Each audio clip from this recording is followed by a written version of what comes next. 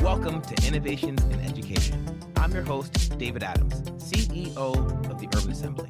And on this show, we bring guests every single episode who have made things work in public education. This show is about the innovators. This show is about the folks who are solving problems. This show is about making things work in education. Now, there's a lot of shows out there talking about what's wrong in the education systems, and those are great shows. There's some shows talking about what we're not doing well, and there's a lot to learn from those, but that's not this show. This show is going to be featuring educators who are making things work for young people and improving public education. Welcome to another episode of Innovations in Public Education with your host, David Adams. I'm here today with Rashid Duroseau, the Civics Program Director at Democracy Prep, and Stephen Popper, the Chief Academic Officer at Democracy Prep. Rashid, Stephen, welcome to the show. Thanks for having us. All right. So with a name like Democracy Prep, you guys have something to talk about with regards to the civic development of our nation and the role that schools play in the civic development of our nation. Tell me a little bit about Democracy Prep, how it came to be, and what problem that you guys were solving for that allowed this network to blossom. David, first off, thanks for having us on this. We really appreciate getting to chat about this. But yeah, so Democracy Prep was founded through an organization that was called Building Excellent Schools, which is a fellowship program that was really designed to support the launch of high quality public schools in underserved communities. And so in terms of the problem, the broader problem has been, I think, relatively consistent across charter school and underserved communities and the shared goals that we all have, which is that too often there just aren't great public school options for families and students, especially in, historically underserved communities. And I think we were no exception to this, right? We've always been striving to provide a truly excellent academic option on the public dollar for students and families. But beyond that, there were also some core components that we think are differentiators for us. So for example, we always talk about how we strive to educate all students at all grade levels, all content areas. And so when we say all students, what we're talking about is students with significant learning disabilities. We work incredibly hard to make sure that they and their families are well supported and that they have a great option with us at Democracy Prep. We take specific measures to make sure that they're not being pushed out. We embrace them. They're a core part of our community. When we say all grade levels, what that means is that we take students, not just at the entry levels, right? Not just at pre-K and kinder, not just at sixth grade, not just at ninth grade. Like it's December and we've got a seat in the 11th grade at one of our high schools.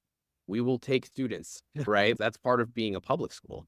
And we're no exception to that. And then also all content areas, right? So we value math and ELA. We strive for excellence in that and science and social studies in the core, but also the arts and so much rich education that can come with that, athletics, physical education. So that holistic, really well-rounded experience we think is also really important for us and were some good differentiators for us. But Rashid, I know that civics is one of the core differentiators for us as well that happens to be literally in your title. So I'll kick it to you for that. Thanks, Steve. Yeah, I mean, I think when we think about the most timely problem that we're facing, especially with such a consequential election coming in just a few months, one of the problems we're facing is a combination of declining trust in public institutions, profound levels of polarization in local politics, national politics, disillusionment with the political process. And so Democracy Prep really sees civic education as part of that solution to address those challenges that our democracy is currently facing. And as Steve had mentioned, one of the differentiating factors that was written into our very charter was providing this level of authentic civic leadership and engagement, really meaning that we want to serve as a model for what it looks like for a school and a school network to incorporate high quality civic learning into a school's daily operations and into its ethos. So our mission is to educate responsible citizen scholars for success in the college of their choice and a life of active citizenship. And we really strive to live out that mission, not only through our instruction, but also through the interactions that we have with our students and with families and community members inside and outside of the building. Now, Rashid, correct me if I'm wrong, but shouldn't all public schools in the United States try to ensure that young people are citizens and understand the civic processes that drive our nation? I mean, do we need a whole charter school network to focus on this, or is this the public mission of public schools writ large? I most certainly think it's something that schools should be doing. I think, one of the challenges is helping us understand what precisely it means when we do this kind of work.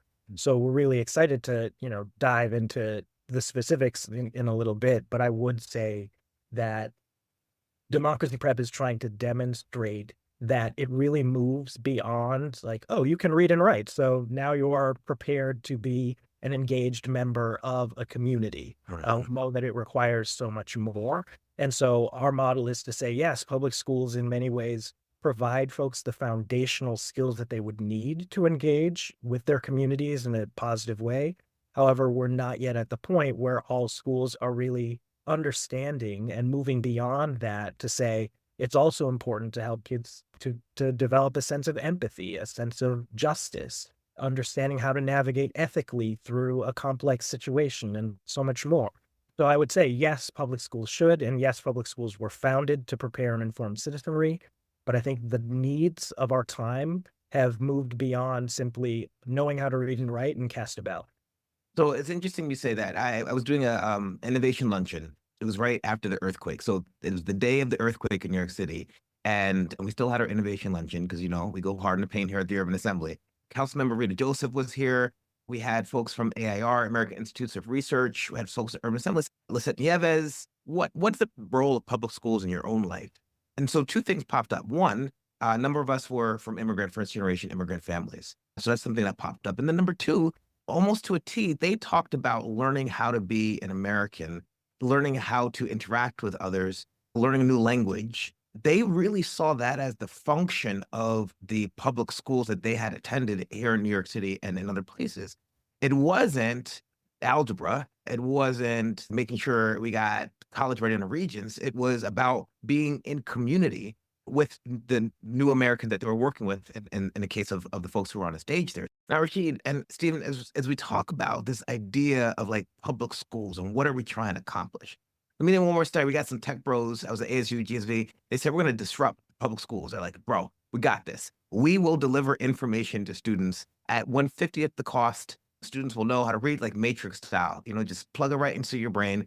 And I was like, oh, that's an interesting notion of what we think we're doing in public schools, right? Delivering information or doing something else. So let me just throw it back to you guys here. We're talking about civics. We're talking about democracy.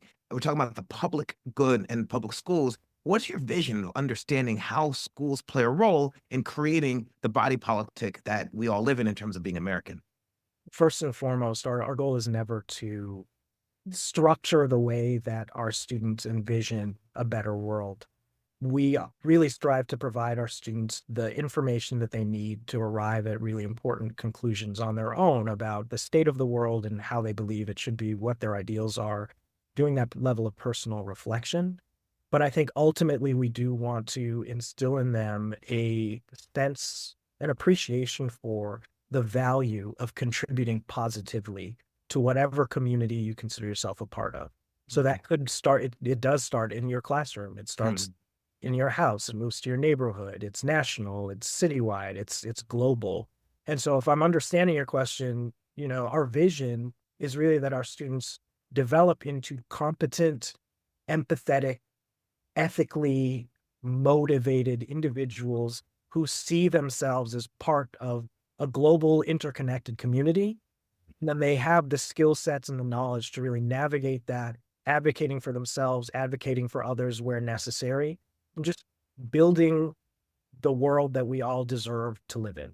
Steve, Yeah. where are you at with this?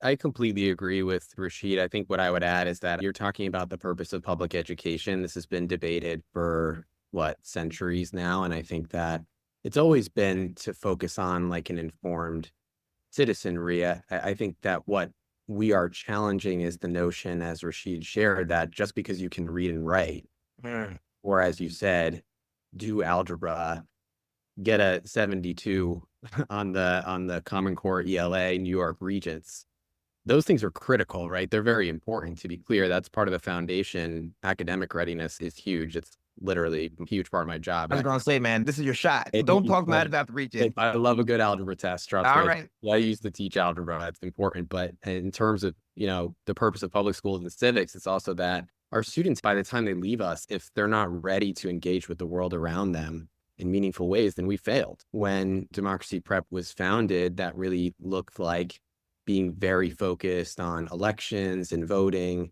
That's still true for us, but I think we've also evolved. We've come to understand that preparation for a life of active citizenship that we describe requires more than that. It's the discipline of cultivating empathetic, ethical, engaged community members. The student should be ready to support a cause that they care about. A Democracy Prep alum, maybe they're going to get into some good trouble, so to speak, by protesting an injustice, supporting a cause through social media, and the list goes on there. That's also really core to our vision at Democracy Prep of like what the profile of a Democracy Prep graduate should look like. Mm-hmm. Also really emphasize that like it's not about indoctrination. We're not saying to our teachers like go teach them this point of view, right? Mm-hmm.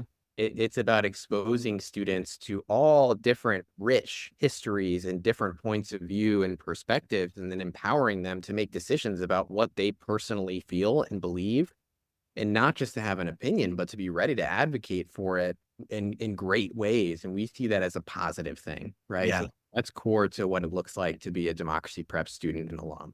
Well, if you haven't picked up on this, this is important to me. I do believe that all public schools should be ensuring that young people are willing and able to contribute to their society and to their communities. And the standards-based reform, starting in the 80s, No Child Left Behind, we started to re-narrow the focus because to me, this is back to the future. The American public school was founded in order for people to contribute to the democracy. The notion of self-governance and the notion of public schooling are American notions to a certain extent, right?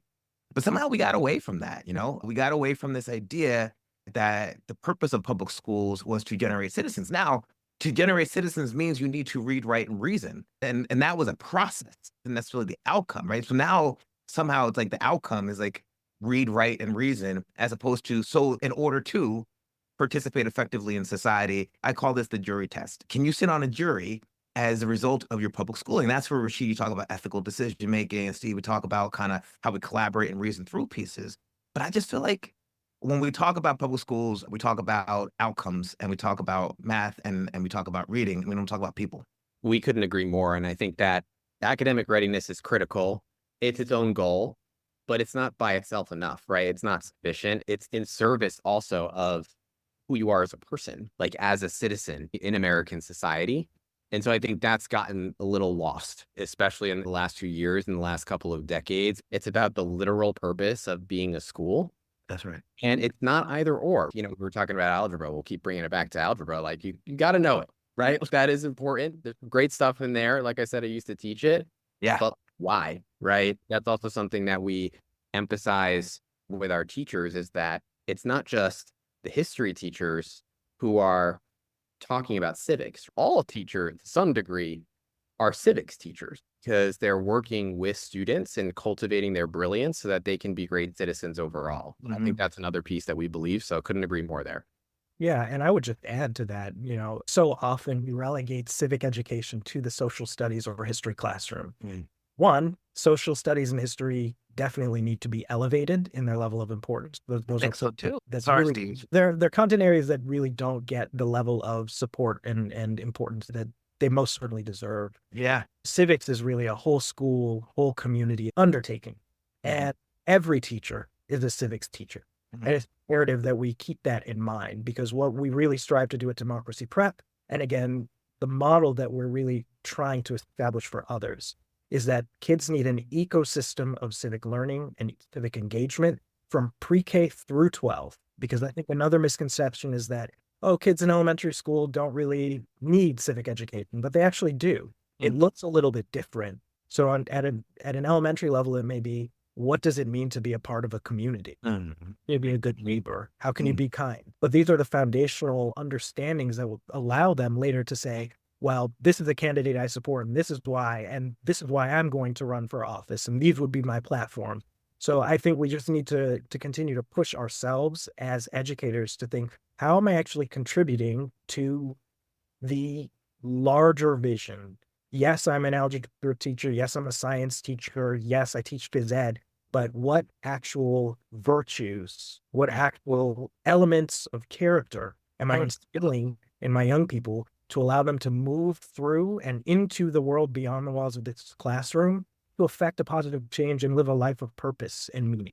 So here's the thing. I was talking to Ron Berger the other day, and he's over at EL Education, right? Good friend of mine. And the fact of the matter is, no matter what we say, we are always teaching character to our kids. We're always teaching certain virtues to our kids based on how we show up, what we elevate, what we discipline, how we discipline.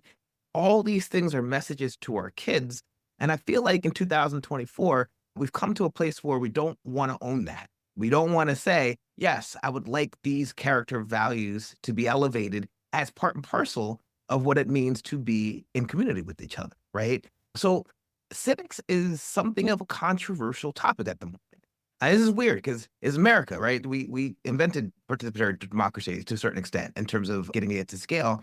And yet we're seeing pushback in different states. We're seeing laws around the notion of patriotism or the notion of criticizing one's state and background.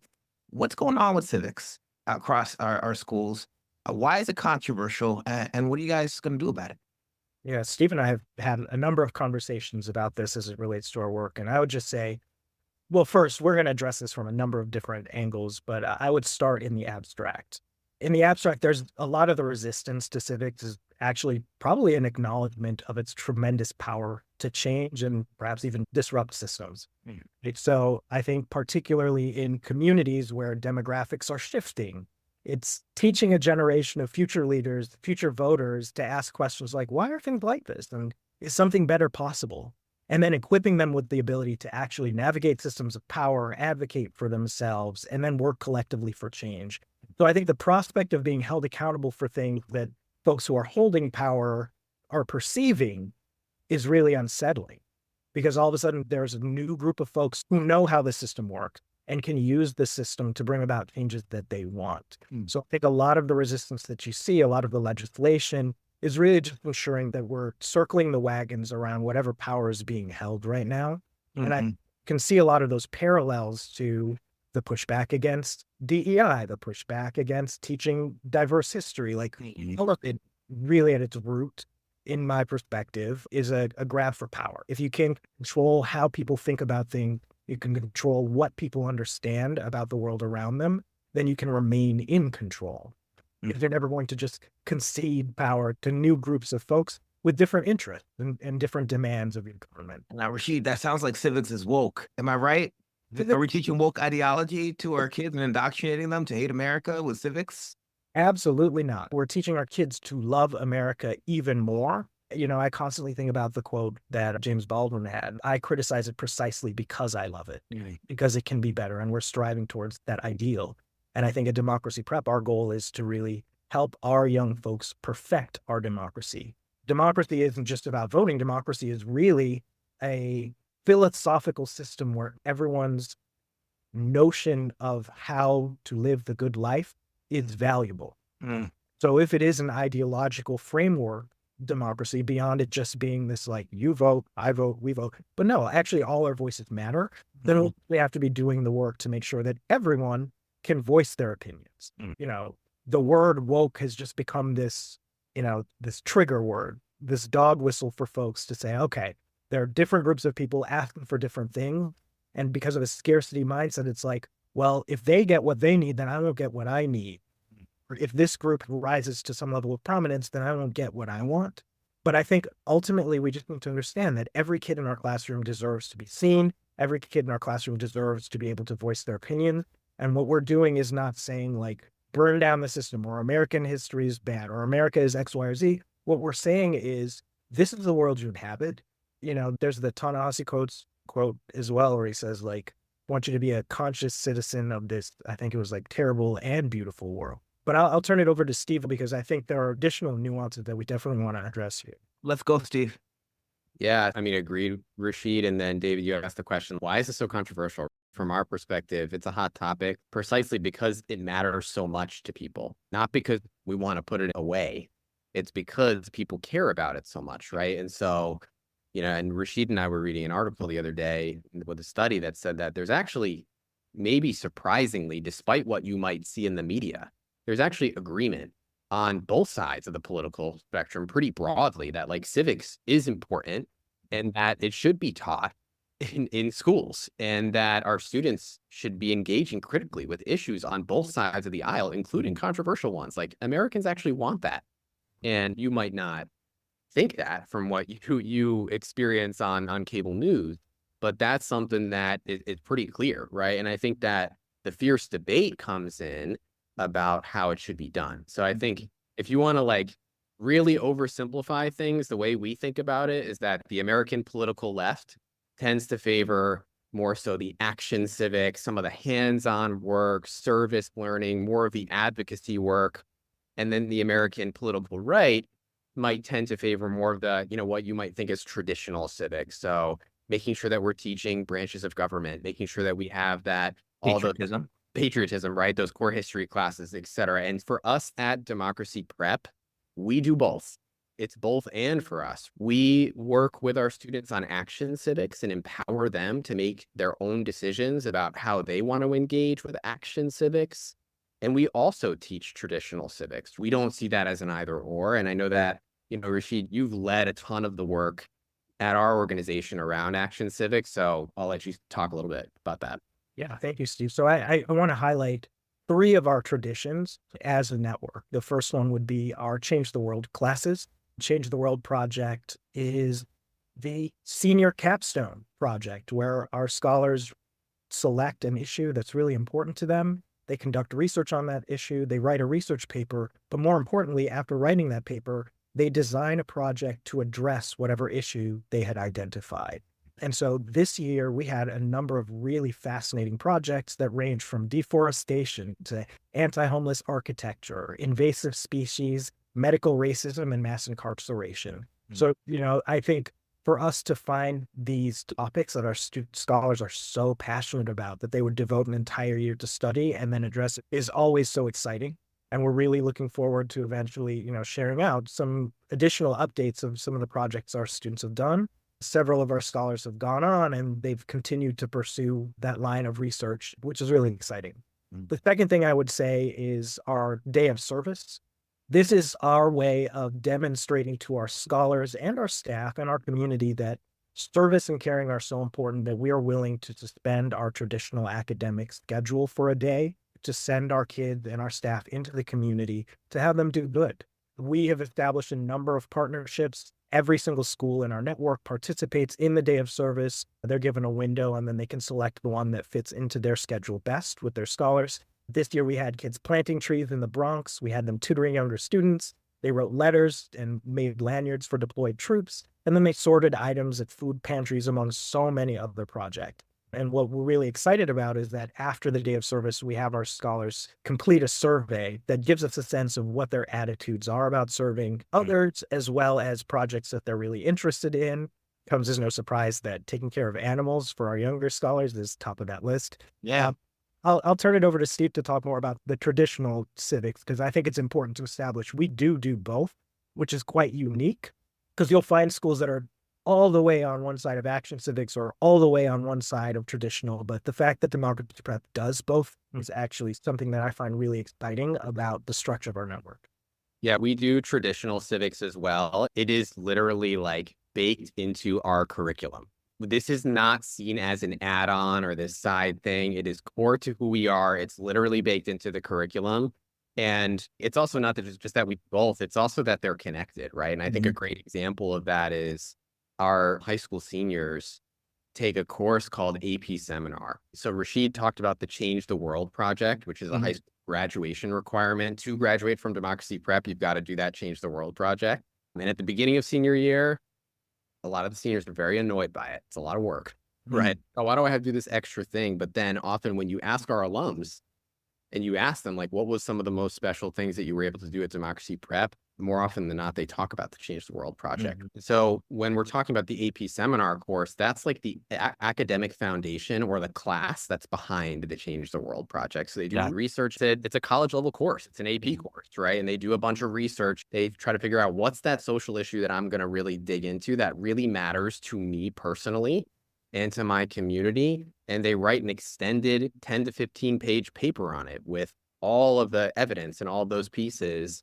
some incredible examples from the last couple of years around like what are the causes and effects of mental and physical health issues in Native American reservations, the effects of gentrification in New York City. One student wrote about air pollution in India, right? Like these are things that our students are deeply engaged in and decide to spend an entire year researching and then do an action project based off of, right? And again, when I say it's not that add-on, like you can walk into a democracy prep high school classroom on a Wednesday at 10 a.m. and like that's happening. It's literally baked into the school day. It's core to us, right? And I think that recently New York State came through with the Seal of Civic Readiness and we found out about this, right? I'm sure you've heard of this, and we found out about this and we're like, okay, so like our first question was like, what do our students need to do to earn it? And we actually, well, first, let's see if what they've already done through what we're at Democracy Prep has already allowed them to earn it. And for over 80% of our students, just the standard Democracy Prep experience and curriculum allowed them to just automatically earn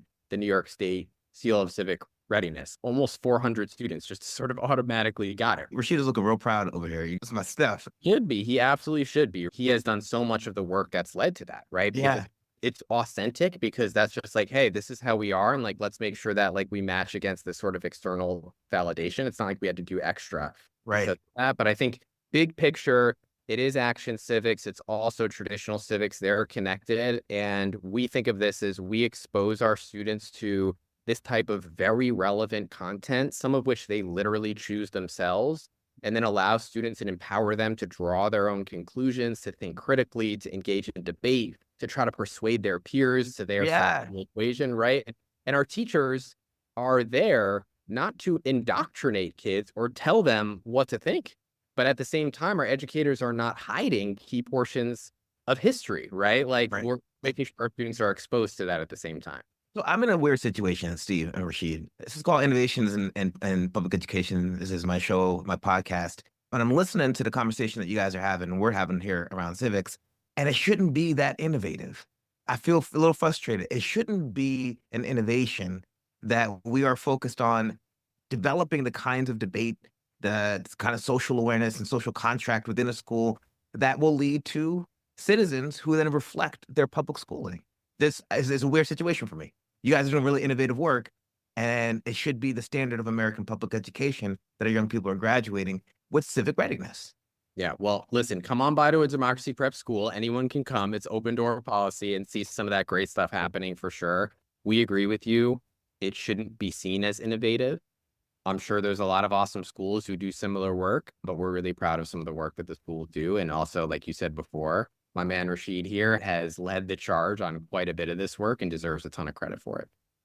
Yeah, I mean, I appreciate that. But I also think the beautiful thing was that what drew me to democracy prep, and I'm sure, Steve, it was similar for you, was that it was one of the first times I had ever seen civic engagement written into its mission.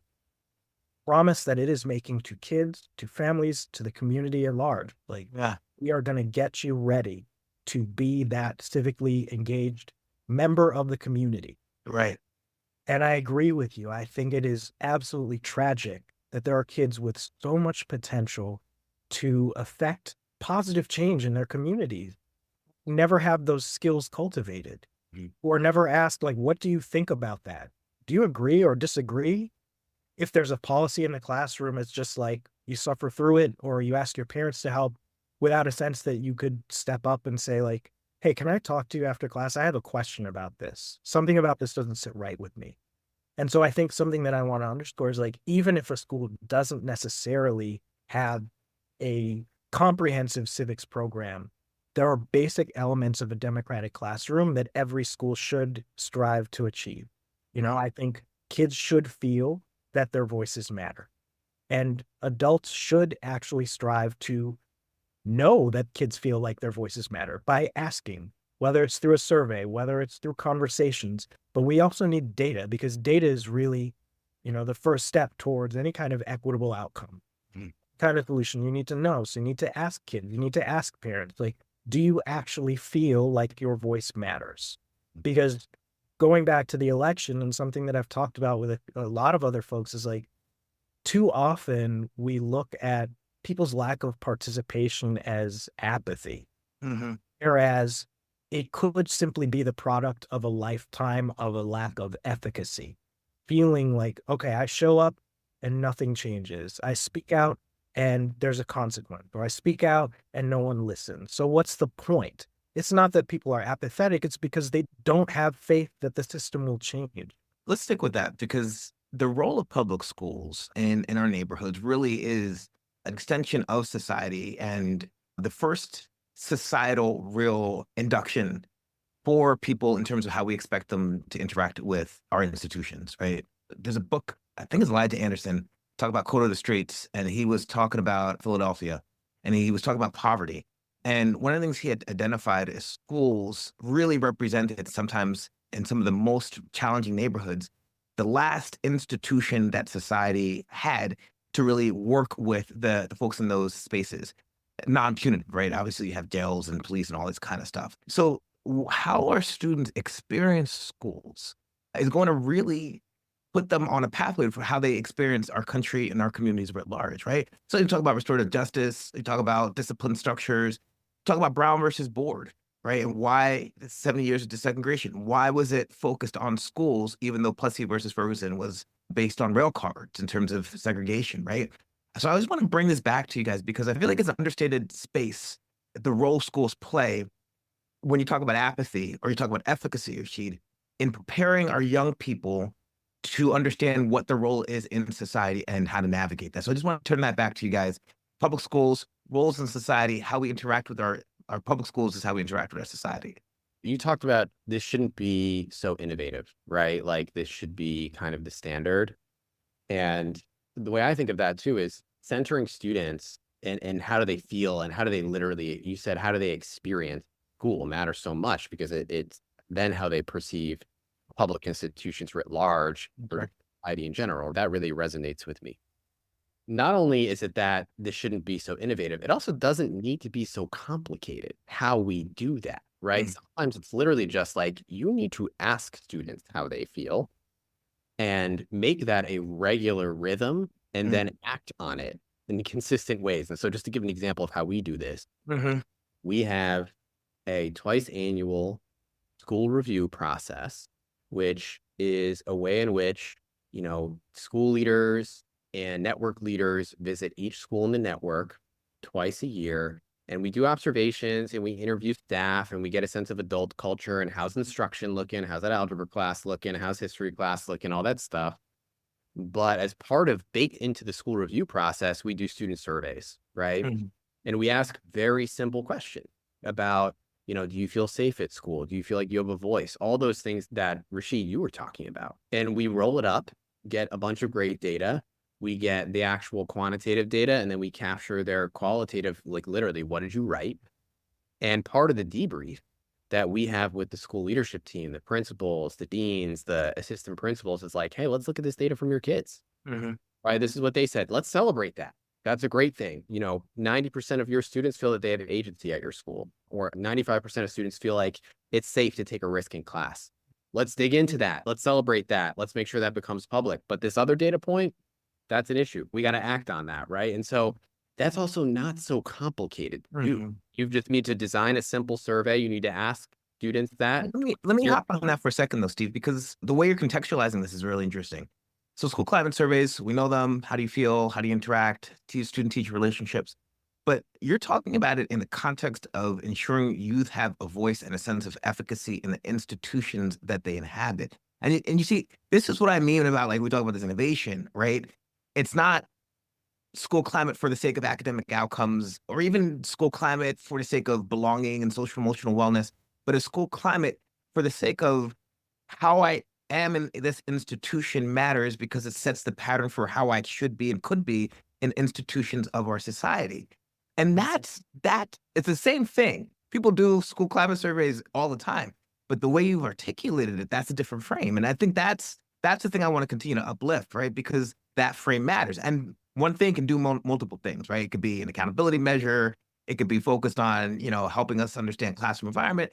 But ultimately, I want to think about that notion of institutional trust, how we build it, and then how that sense of efficacy, Rashid, you're talking about, is based on our ability to believe that our efforts matter. And again, how those are patterned in our K-12 space. Yeah, I think building that sense of efficacy in our scholars takes on so many different forms that are, again, really replicable. Creating a space in your advisory for kids to talk to each other, to talk to you, to make them, when a kid approaches you, are you actually saying like, hey, now may not be the best time, but I'm available to talk to you if you're super busy, versus just saying, hey, not now, go talk to somebody else. But Mhm. actually taking the time to speak to kids and making sure that they feel that they can trust you and they understand that we are here for them. Because Mhm. sometimes it's like, well, are you here for kids? Are you here for a paycheck? Are you here for whatever reason, right? But at Democracy Prep, we really make sure that our kids understand that teachers are here for you. Yeah. One, two, this is your classroom. And so when we strive to have a democratic classroom space, it's not just like, okay, let's have a student council representative. We do, and 100% of our schools do them. But going that further step to say, how are we making sure that the kids on the student council are actually meeting with school leadership, that they are proposing things that they can change, that the student body is aware of who their student leaders are, that they're aware of protocols outside of student council to advocate for change in their community.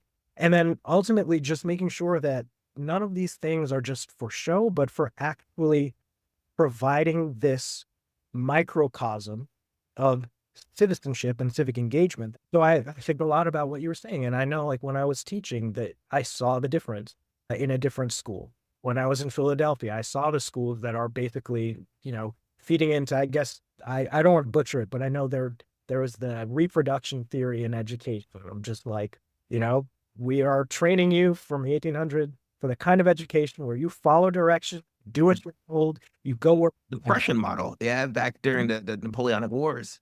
Yeah, but I went to a private school, so I saw the difference immediately when I started teaching in Philly because I was like, wait, we had teachers who we addressed by first name, and we had teachers who, we just questioned them. We stopped them in the middle of a lesson and said, hey, that doesn't make sense, or this isn't fair.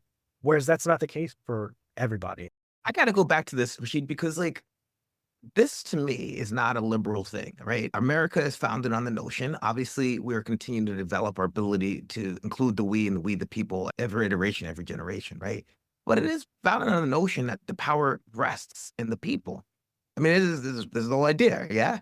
This is the big innovation of the United States, right? And yet, the things you're talking about seem to some folks to be dangerous, right?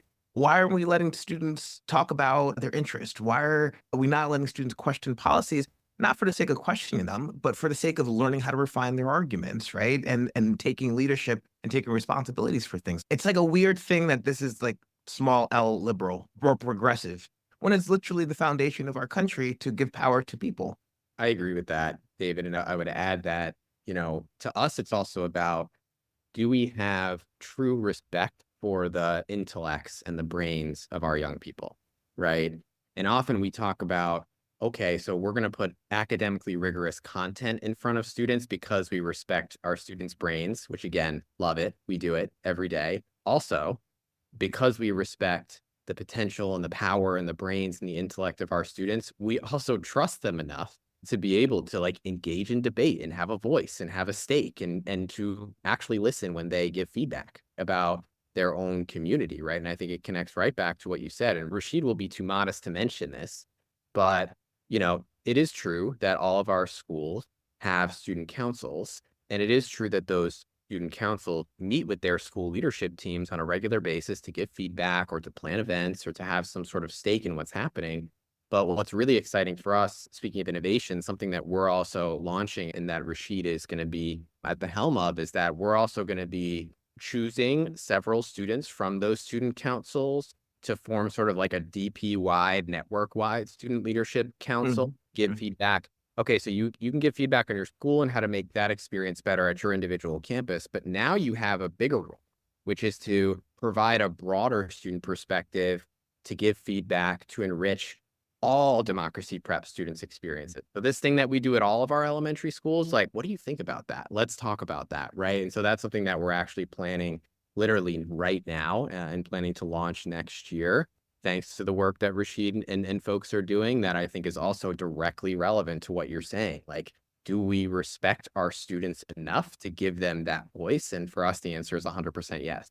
I actually had a great opportunity to see some of your young people at one of Rashid's events where we were learning about the political process, and took some urban assembly students over, and hopefully we connected in that space in terms of helping our students not only learn about the political process, but learn about each other in that event. And so as I think about the conversation we've been having, I really want to settle on this notion of what it means to be in public education in a public school. You guys have talked about this idea of a portrait of a graduate. A lot of folks have been doing portraits of the graduates. I'm curious to see or hear your thoughts on that, right? Like, what does it mean to be educated? And I'll contextualize this quickly. Again, I was talking to Ron, and he was like, David, my mother didn't graduate from ninth grade. She graduated at eighth grade, right? And her grandmother didn't actually get out of third grade, right? And yet folks were in society doing things, farming, all these different spaces. So given the role of public dollars, public investment, what should we be expecting from our public schools in terms of a portrait of a graduate, and how do we get there? So lots of different states have been like thinking about this. If you graduate from a high school in X state, like what can we trust that means? That's right. Yeah. That's huge. And I think that's a great thing. I think that's a great development that we're thinking about this holistically. So there's some of the standard stuff, right? There's academic preparation. Have you passed certain tests? Have you hit other graduation requirements? For us, that includes this Change the World project that emphasizes the skills of advocacy. There's also pieces like public speaking that I think are also really, really critical in debate. There's a lot of things we could talk about here. The piece that I think we often skip, Okay. that is actually core and foundational to the rest, is like knowledge of self. And for some folks, that sounds like, oh, that's kind of like mushy. Like, what does that even mean, right? Not for me. No. We've got an ally on this, but that's so important, right?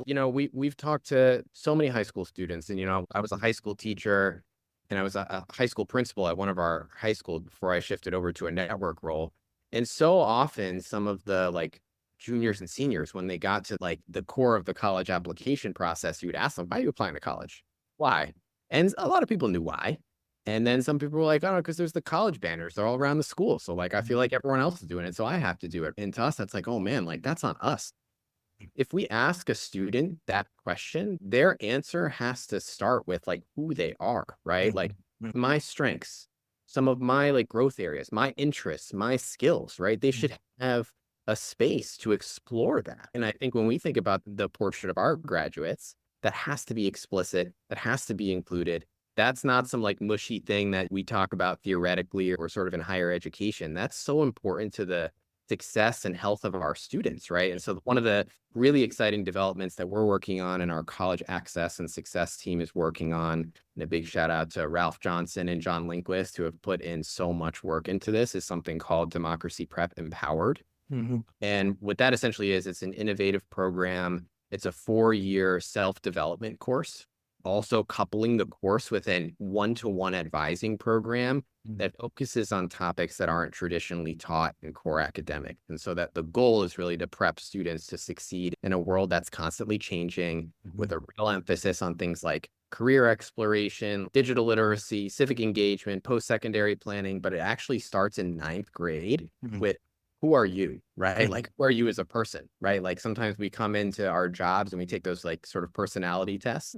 We got to do that with our kids, right? Like, I'm actually really strong at this. I'm not yet strong at this. And so what does that mean for me as an individual? Then I can start to make decisions about what does that mean for me in my future? And so that's kind of our strategy for how to attack that. And so when you ask a question about profile of a graduate, that around identity and self-exploration is so important to that. We're also in the process of finalizing a civic version of the profile of the graduate known as our dispositions. It's been a multi-year process where we've conducted focus groups with all of our different stakeholders to better understand how they define civic education and what it would mean for someone to be the active citizen that we describe in our mission.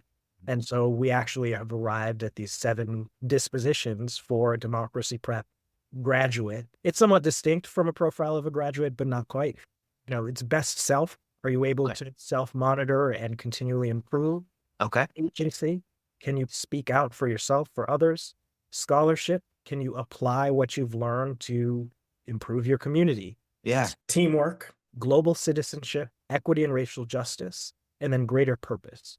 And so these 7 dispositions are going to be used to revamp some of our curriculum in the lower grades, because as Steve described, we're really excited about this DP Empowered program that is going to really bridge civic education, college preparation, academics, self-exploration, SEL, all of these excellent and important components that are not always receiving the level of importance that they receive. But we're also going to do that work for the other grades as well in a different format.